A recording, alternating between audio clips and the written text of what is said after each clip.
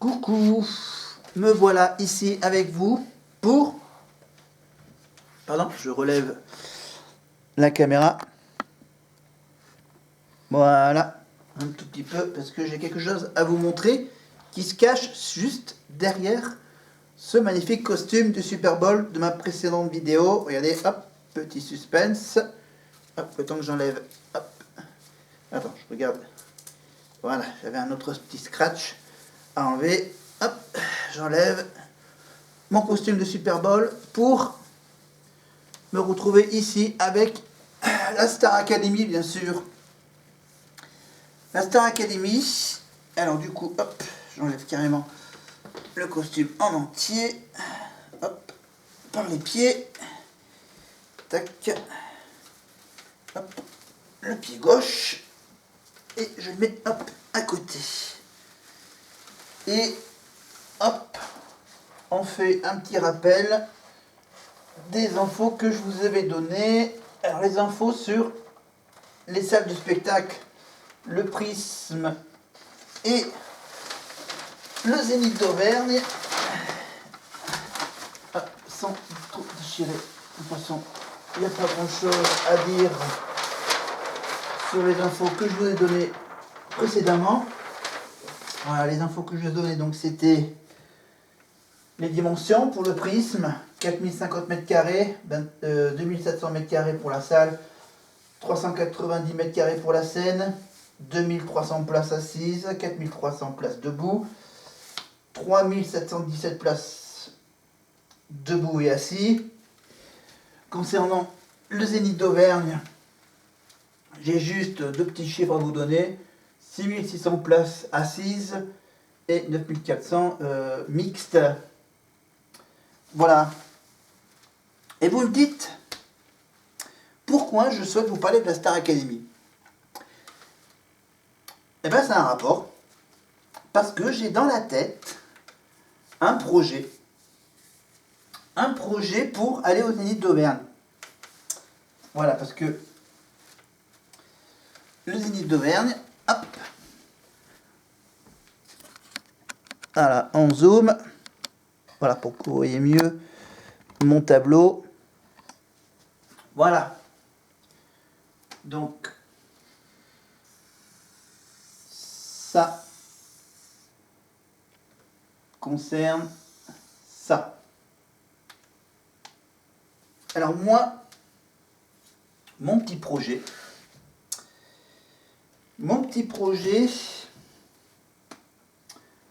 pour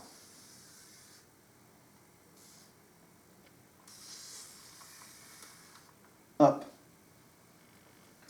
voilà, ça, hop, petite flèche par ici et par ici, et au milieu de ce petit voyage donc au Zénith d'Auvergne pour la fin du mois de juin. Voilà, la deuxième date de la Star Academy au Zénith d'Auvergne. Donc j'ai prévu de passer un petit week-end à Clermont-Ferrand. Voilà, j'y suis déjà passé un peu plus qu'un week-end dans le Puy-de-Dôme.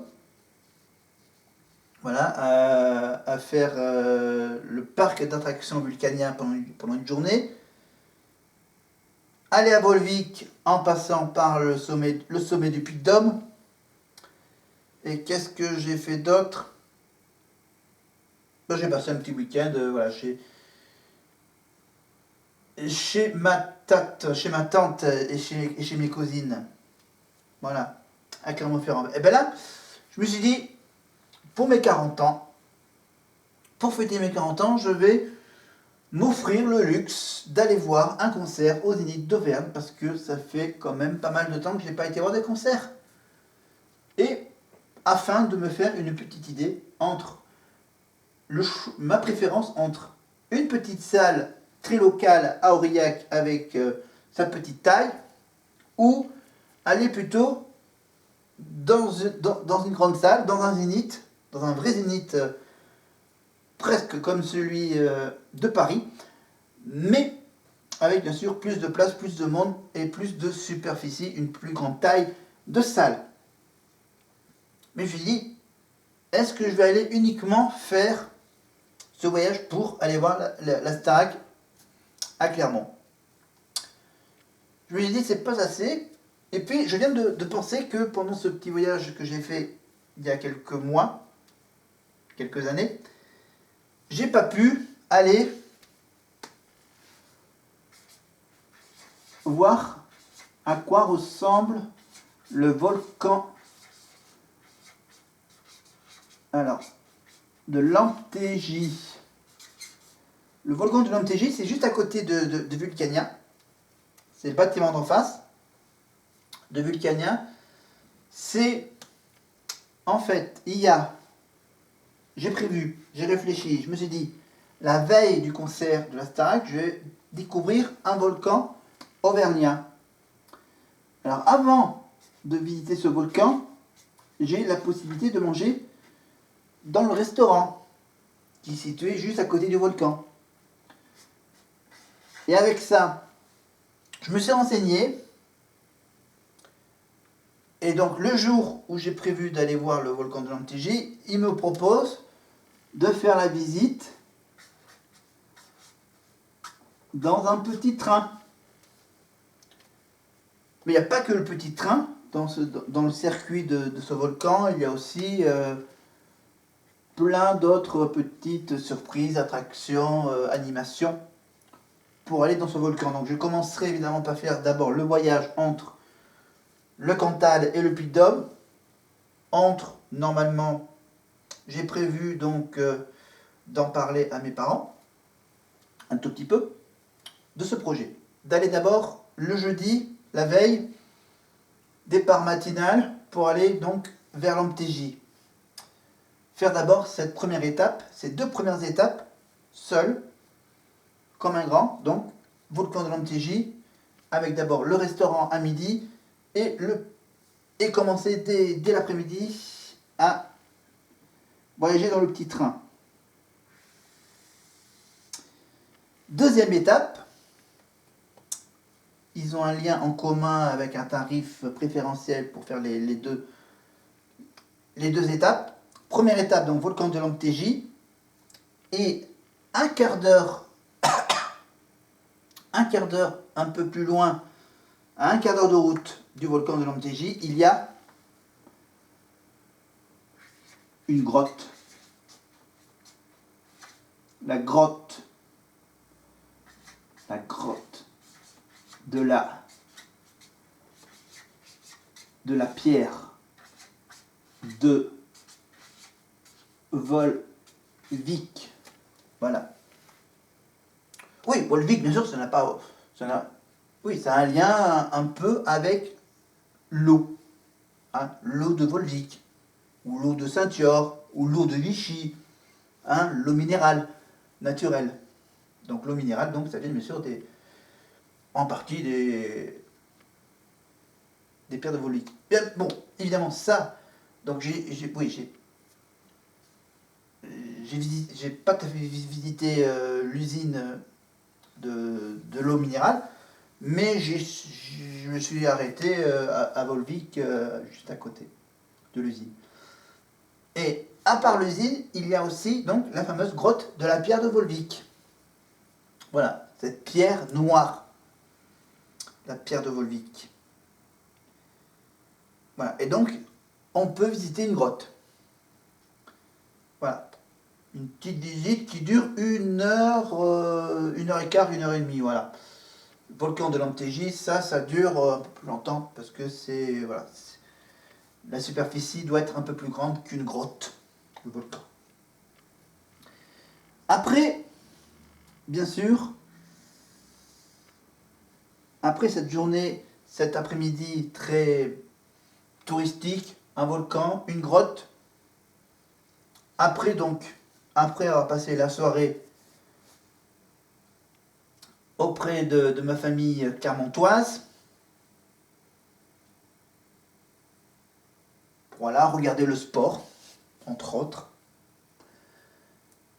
Du coup, le lendemain, voilà, profiter un peu de ma famille, de mes cousines, de ma tante que je vois assez rarement comme je travaille maintenant à Aurillac, à 2 heures de route de Clermont, et que je ne les vois uniquement, avec un peu de chance, que je les vois uniquement, je les vois plus ou moins maintenant uniquement que pour les fêtes de Noël. Voilà, je les vois uniquement peut-être pour la Toussaint et quasiment à chaque Noël.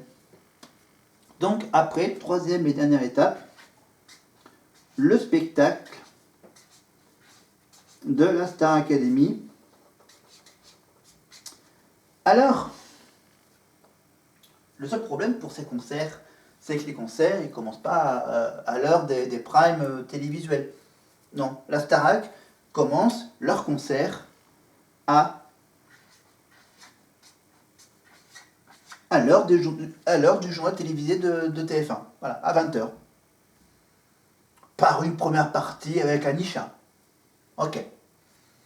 Donc, bien sûr, pour le moment, j'ai pas encore réservé la place. J'attends d'avoir des images des premiers concerts de la Starac, des premières dates au mois de mars. Évidemment, je surveille les places qui restent disponibles au jour le jour. Donc, il faut que je fasse gaffe, bien sûr, à ne pas laisser échapper les places que j'ai plus ou moins repérées. Évidemment, des places évidemment les moins chères. Et donc,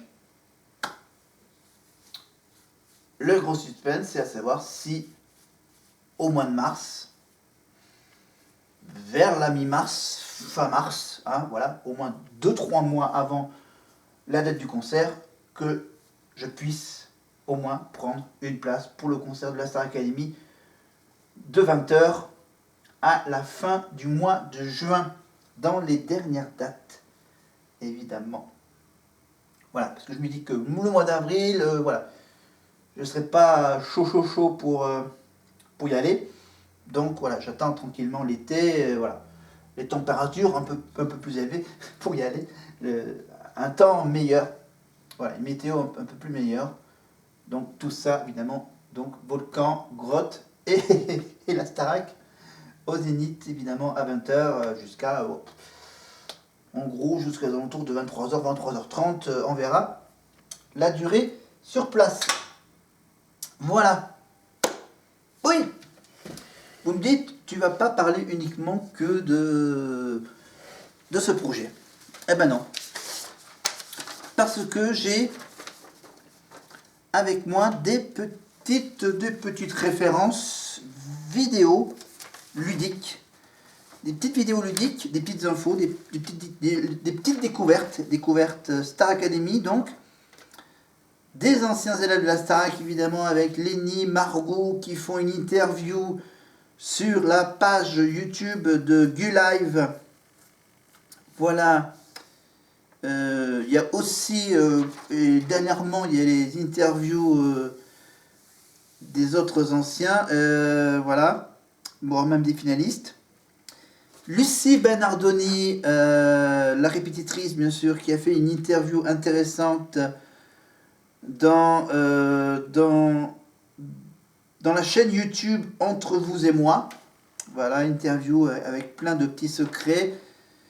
À l'époque de la Starac 4, bien sûr, où elle avait un petit problème de santé qu'elle a bien caché. Mais Lucie, c'est pas uniquement la répétitrice, c'est la candidate de la Starac 4. Et elle a fait aussi Graines de Star, toute seule, et un petit duo en bonus avec Faudel. On a aussi Marlène Schaff, qui a fait The Voice, avant d'être répétitrice avec Lucie à la Starac. Donc, elle a chanté, par exemple, dans le casting à l'aveugle, une chanson de Véronique Sanson qui parlait de Vancouver, du Canada. Voilà. Je passe rapidement en détail que le premier passage télévisé de Margot était dans un reportage de France 3 qui parlait d'une grève de SNCF où elle jouait le rôle, où elle était passagère d'un bus. Voilà, ça c'est reportage sur France 3 de Margot. Et pour parler de Malika Benjeloun, évidemment, on parle évidemment des coulisses d'un concours de danse diffusé sur France O en 2012.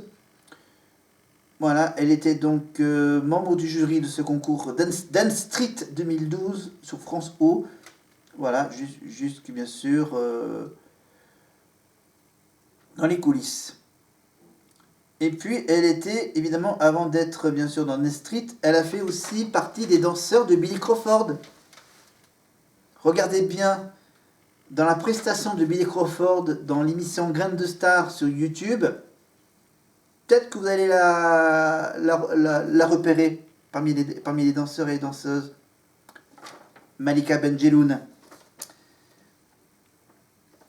Évidemment, et vous le savez très bien, j'ai ma petite sélection pour la chaîne YouTube de la Star Academy, les moments cultes de cette promotion 2023-2024. Évidemment, avec donc le medley sur les hymnes de la Starac. Le clip, évidemment, J'irai au bout de mes rêves. Un petit best-of sur les surprises qu'il y a eu durant la saison. La surprise de Lenny, etc. Lenny qui nous raconte une histoire de fantôme au château. Le medley Michael Jackson, évidemment. Et allez, un deuxième petit medley que j'ai beaucoup aimé, c'est bien sûr 2000-2010, avec bien sûr la chanson de Gims. Sapé comme jamais. Voilà, et puis surtout mon morceau préféré de cette sélection, c'est Christophe Maé et Lenny, devant 16 000 personnes à Bercy. Et oui, la salsa à la Ciotat, vous vous rappelez? Et la chanson, il est où le bonheur, il est où? Il est où? Et bien sûr, une petite partie chantée en espagnol, je pense. Voilà, ensuite on revient donc à la Starac, avec bien sûr le tableau de la Saint-Symphonie avec Mozart. Voilà. Ils ont eu la chance, bien sûr, de faire quelques petits pas de danse de salon avec Inès Van Damme et Monsieur Licata. Voilà. Ensuite, ils ont eu, bien sûr, au début de l'aventure, la visite des finalistes Enola et Louis de la saison précédente. Voilà. Et puis, bien sûr, le retour des anciens, évidemment, à la fin de l'aventure, le retour, évidemment, pour la dernière soirée, et ensuite le départ des deux finalistes qui quittent le château avec le dernier au revoir, le petit feu d'artifice, les lumières qui s'éteignent, et la petite chanson en fond sonore, très émouvant. Évidemment, On va s'aimer de Gilbert Montagnier. Voilà, je vous fais un petit résumé rapide donc, de ce que j'ai noté. Voilà, donc pour la Starac, c'est fini. Hop là, désolé, je suis un peu en bas de la vidéo. Ma tête est en bas de la vidéo, mais voilà. J'ai voulu évidemment mettre en évidence mon petit projet ici, avec bien sûr les infos entre le Prisme et le Zénith. Après avoir parlé de football américain, je prépare donc une autre vidéo que je vais la tourner bientôt. Je vais faire une vidéo bien sûr où je vais faire des crêpes. Je vais faire des crêpes. Je pense que en même temps que je vais faire des crêpes, je vais aussi vous parler. Non, on le fera. Enfin, vous voyez bien de quoi on va parler pendant que les crêpes vont être faites. Vous verrez bien. Peut-être un peu de biathlon, mais bon, je pense que le biathlon, je vais plutôt vous le faire simplement ici, à cette place. Voilà, il faut le temps, évidemment, il faut le temps maintenant que je prépare évidemment la vidéo. La crêpière, la pâte à crêpes, la déco bien sûr derrière évidemment avec le grand retour de mon petit fond vert évidemment. Le fond vert qui sera bien utile pour vous faire un peu la cuisine. Voilà, après on parlera d'autre chose évidemment. Dans les semaines à venir, évidemment, voilà, on va laisser finir la saison de biathlon. Parce que j'ai mon dico, le dico du biathlon, évidemment, avec bien sûr. Donc j'ai commencé déjà à vous parler du début de l'alphabet. Mais voilà, j'ai tellement d'infos à vous donner. Donc j'ai des infos sur les biathlètes ceux qui pratiquent le sport et d'autres mots de vocabulaire de ce sport, évidemment, avec des infos sur les cibles, la culasse, etc. Voilà, donc je vais essayer de défiler un maximum de vidéos sur le biathlon en plusieurs chapitres. Donc voilà, donc là c'était le chapitre du début de l'alphabet, avec la lettre A, la lettre B. On va continuer un peu la lettre B et la lettre C. Et ensuite on verra pour la D, la E, la F, etc. jusqu'à Z. Évidemment. Maintenant on va faire une petite pause. On va se retrouver donc pour une nouvelle vidéo. Celle-ci est très courte. Évidemment, n'oubliez pas de vous abonner.